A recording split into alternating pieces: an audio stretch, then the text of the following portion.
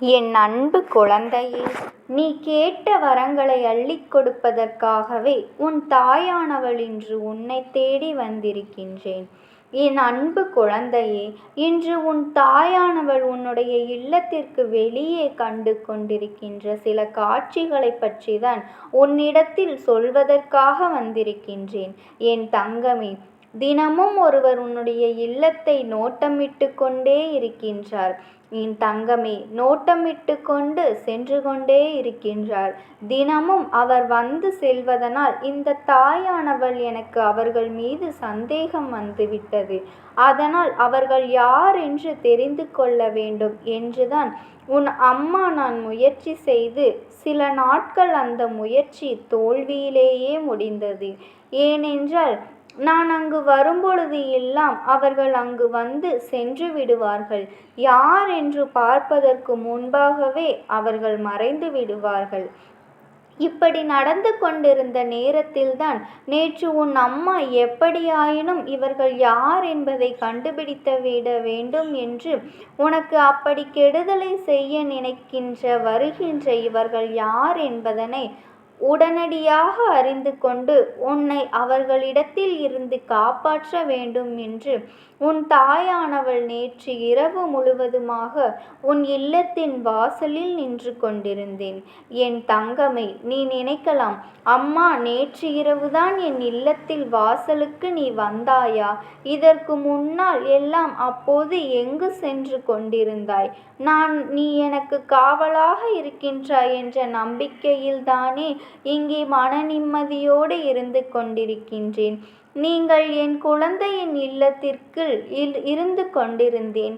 என் குழந்தையே, உன் இல்லத்திற்குள் தீய சக்தியினை வரவிடாமல் தடுத்து நிறுத்தியதோடு மட்டுமல்லாமல் இங்கு இருக்கின்ற நல்ல சக்திகளுக்கு உயிர் கொடுத்து கொண்டிருந்தேன். என் தங்கமே, தெய்வம் தொடங்கிவிட்டது என்றால் நல்ல சக்திகளும் வெளியே வர தொடங்கி விடுவார்கள். என் குழந்தையே, அதனால் உன்னுடைய வாழ்க்கையில் அப்படி நடக்கவிருந்த ஒரு விஷயத்தை தான் நான் இப்போது சொல்கின்றேன். இந்த தாயானவள் வெளியில் நின்று கொண்டிருந்த பொழுது அந்த சக்தி உன்னுடைய இல்லத்தை அப்படியே நோட்டமிட்டு கொண்டே இருந்தது. நானும் மிகுந்த கோபத்தோடு, யார் ஒரு நிமிடம் அங்கே எனில் எதற்காக என்னுடைய பிள்ளையின் இல்லத்தை நீ நோட்டமிட்டு கொண்டே இருக்கின்றாய்? நீ தினம் தினம் உன்னை கண்டு கொண்டிருக்கின்றேன். அதனால் இன்று நீ எனக்கு பதிலை சொல்லியே தீர வேண்டும் என்று அவர்களிடத்தில் ஒன்று நான் கேட்டேன். என் தங்கமே, ஒன்று எங்களால் நான் கேட்டேன். அப்போது அவர்கள் சொன்ன பதில் நிச்சயமாக இந்த தாயானவளின் மனதிற்கு மிகுந்த சந்தோஷத்தை கொடுத்தது.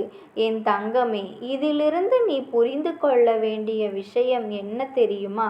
உன் இல்லத்தில் காவலுக்கு வந்தது தீய சக்தி அல்ல, அது ஒரு நல்ல சக்தி.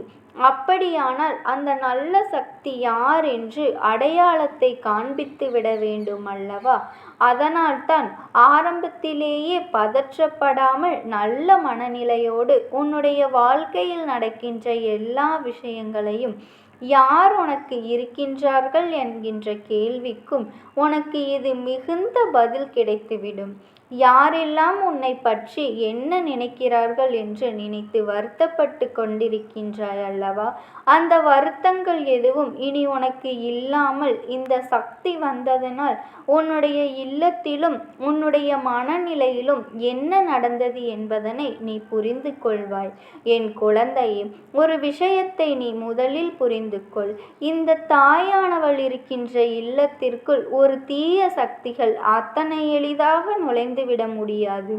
அத்தனையும் தாண்டி ஒருவர் உன் இல்லத்தை நோட்டமிட்டு சென்று கொண்டிருக்கிறார் என்றால் நிச்சயமாக அது தீய சக்தி அல்ல, மாறாக அது மிகவும் உயர்ந்த சக்தி. இந்த சக்தி உன்னுடைய இல்லத்திற்குள் வருவதனால் உனக்கு நல்லது மட்டுமே நடக்கும். நான் நேற்று உன் இல்லத்தின் வாசலில் ஒளிந்து கொண்டிருக்கும் பொழுது, என் தங்கமே, இந்த சக்தி எங்கே செல்கிறது, எங்கு வந்து என்ன செய்கிறார்கள் என்று பார்ப்பதற்காக நின்றபோது நான் புரிந்து கொண்டேன்.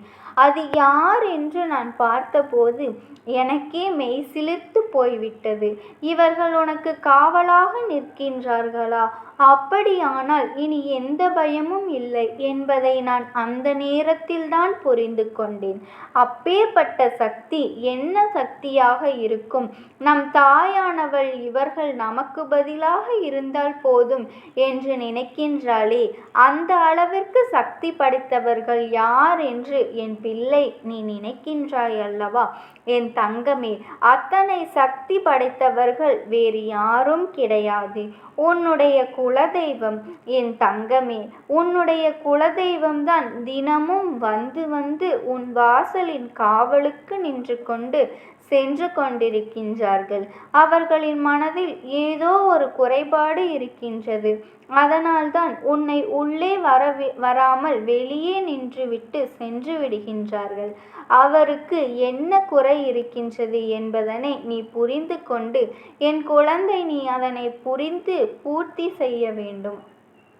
அதனை நீ பூர்த்தி செய்து விட்டாயானால் உன்னுடைய குலதெய்வமும் என்னை போல அத்தனை வளங்களையும் உனக்கு அள்ளி கொடுக்க உன் இல்லத்திற்குள் வந்துவிடும்.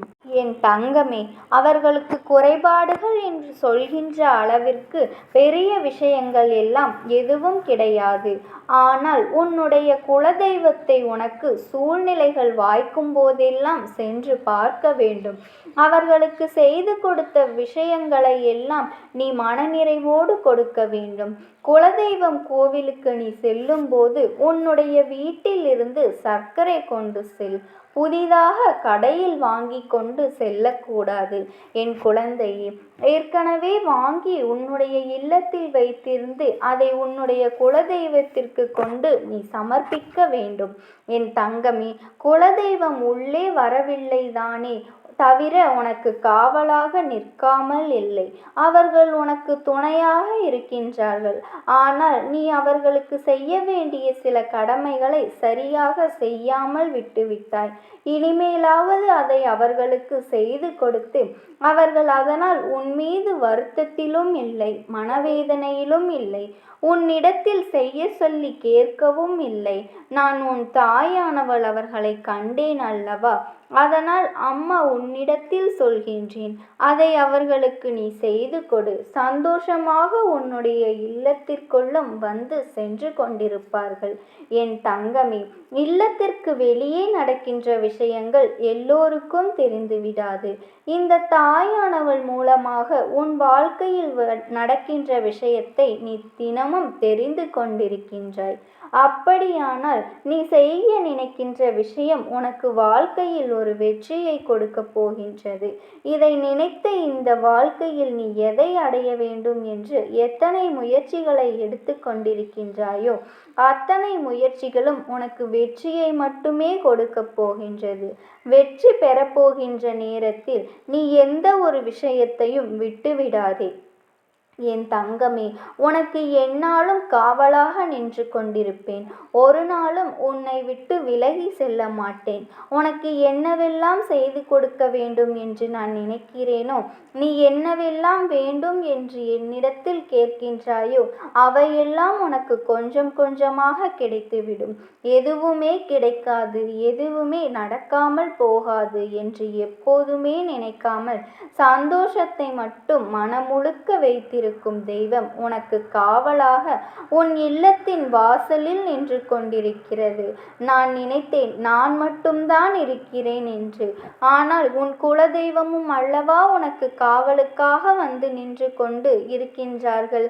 அதனால் எந்த ஒரு தீய வினைகளும் உன்னை நெருங்காது என்பதனை நீ புரிந்து கொண்டு, வாழ்க்கையில் எந்த ஒரு செய்வினைகளும் உன்னை எதுவும் செய்யாது என்பதனை நீ புரிந்து கொண்டு, என் பிள்ளை, நீ சந்தோஷமாக இனி ஒரு பொழுதும் உனக்கு ஒரு கஷ்டமும் இல்லை. ஒரு பொழுதும் உன் வாழ்க்கையில் சோதனைகள் இல்லை.